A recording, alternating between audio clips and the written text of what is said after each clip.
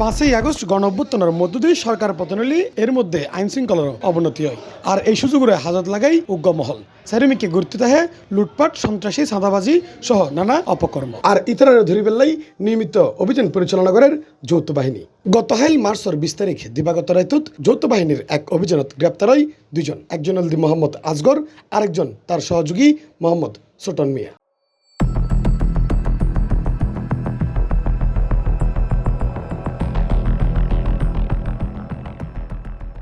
দীর্ঘদিন ধরে চাকতাই খাতুনগঞ্জ এলাকাত আধিপত্য বিস্তার ঘুরে এর বলে জানা যায় তাই এবং তার পরিবার, এমনকি আসগরের ভাই দিদার ও ছোটন মিয়ার নামে আছে পুলিশ কমিশনার বরাবরও অভিযোগ।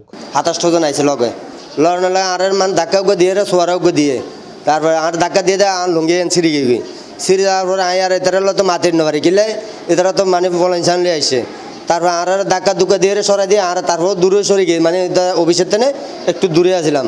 তারপর এদের ওই সামনে একটা টেবিল আছে, টেবিলটা ধুম করে লয়ে একটু আসারে গুড়া করে ফেলে এবারই কাজ করেছি।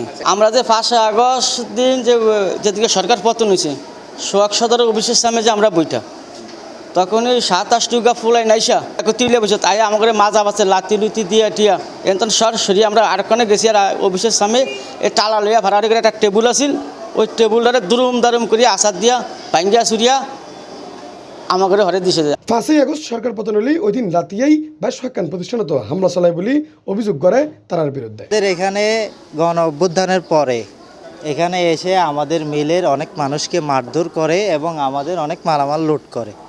তারপরে আমাদের অফিস এবং এই দোকান এবং আমাদের মিলে সহ অনেক কিছু ভাঙচুর করে এবং আমাদেরকে হুমকি দেয় আমরা যাতে এগুলা না করি, না খুললে আমাদের অন্যথায় এরা অন্যরকম ব্যবস্থা নেবে। এখানে গং হচ্ছে আসগর আর দিদার।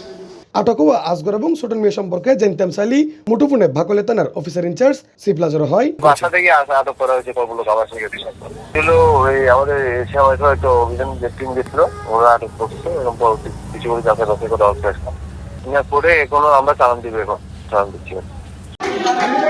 C plus TV, Chittagong.